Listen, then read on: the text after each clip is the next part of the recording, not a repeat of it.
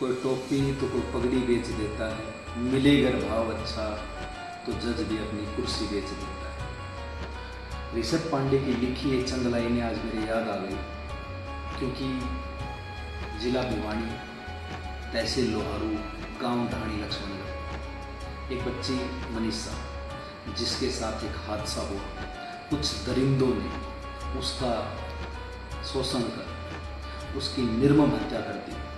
उनको इतना रहम तक नहीं आया कि उस बच्चे का गला काटा, उसके ऑर्गन्स निकाल लिए और उसको तड़पते हुए मरने के लिए छोड़ दिया। कोई अगर आम इंसान देख ले तो उसका दिल पसीज जाए, पैरों के नीचे से जमीन खिसक जाए, लेकिन प्रशासन हाथ पे हाथ रख के बैठे हुए। प्रशासन की इतनी हिम्मत नहीं कि उन दरिंदों को पकड़ करके जेल में डाल दें। पुलिस वालों से पूछा गया तो पुलिस वाले ये कहते हैं कि आपकी लड़की भाग गई होगी।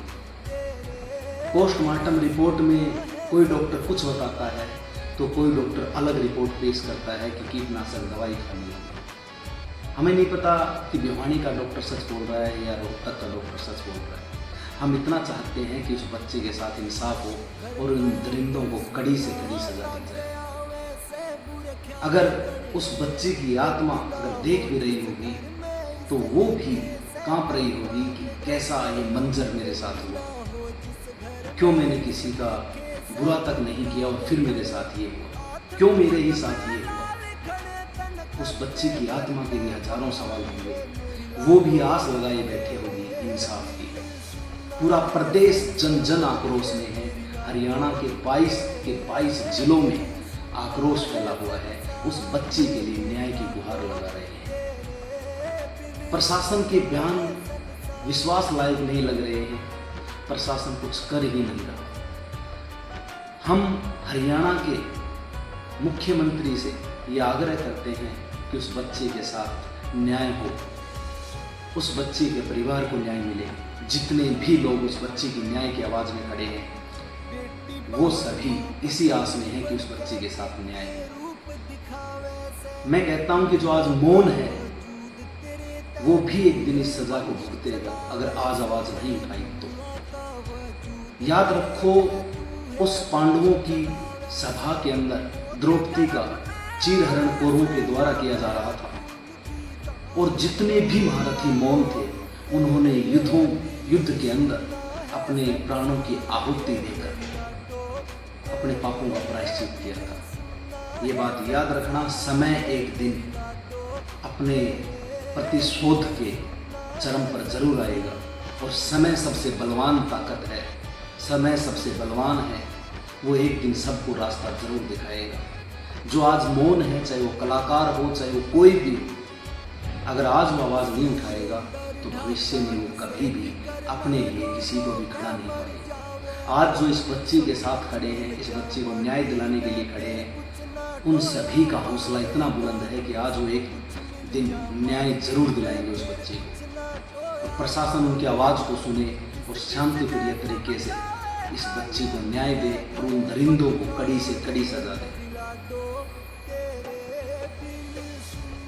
कोई टोपी तो कोई पगड़ी बेच देता है, मिले अगर भाव अच्छा तो जज भी अपनी कुर्सी बेच देता है। तवायफ फिर भी अच्छी है जो सुमित के कोठे तक। पुलिस वाला तो बीच चौराहे पे अपनी वर्दी बेच देता है। जला दी जाती है ससुराल में अक्सर वो बेटी जिनकी खातिर एक बाप किडनी बेच देता है। कोई मासूम लड़की प्यार में कुर्बान बना करके उसका वीडियो प्रेमी बेच देता है। ये कलयुग है साहब, यहाँ कुछ भी नामुमकिन नहीं। कली, फल, फूल, पेड़ पौधे सब माली बेच देता है। जुए में बिक गया हूँ तो हैरत क्यों, युधिष्ठिर तो जुए में अपनी पत्नी बेच देता है। कोयले की दलाली में है मुँह काला, यहाँ सबका इंसाफ की क्या बात करे साहब। कोयले की दलाली में है मुँह काला, इंसाफ की क्या बात करे साहब। इंसान तो अपना ईमान बेच देता है। जान दे दी वतन पर जिन बेनाम शहीदों ने, एक आदमखोर इस वतन को बेच देता है। एक मूर्ख हरामखोर इस वतन को बेच देता है। तो आप लोगों से यही गुजारिश करूंगा कि उस बच्ची के साथ न्याय हो। जो लड़ाई आज हरियाणा का युवा उस बच्ची के साथ मिलकर लड़ रहा है, उस बच्ची को न्याय दिलाने के लिए लड़ रहा है, उन लोगों के साथ खड़े हो, आवाज उठाओ। आज उसके साथ हुआ, कल हमारे साथ भी हो सकता है। यदि आज हम आवाज़ नहीं उठाएंगे तो कोई भी आवाज़ नहीं उठाएगा हमारे लिए कल हमारे साथ जब होगा। तो आप लोगों से गुजारिश करता हूँ कि उस बच्चे के लिए आगे आओ और न्याय की मांग करो। जय हिंद, जय भारत।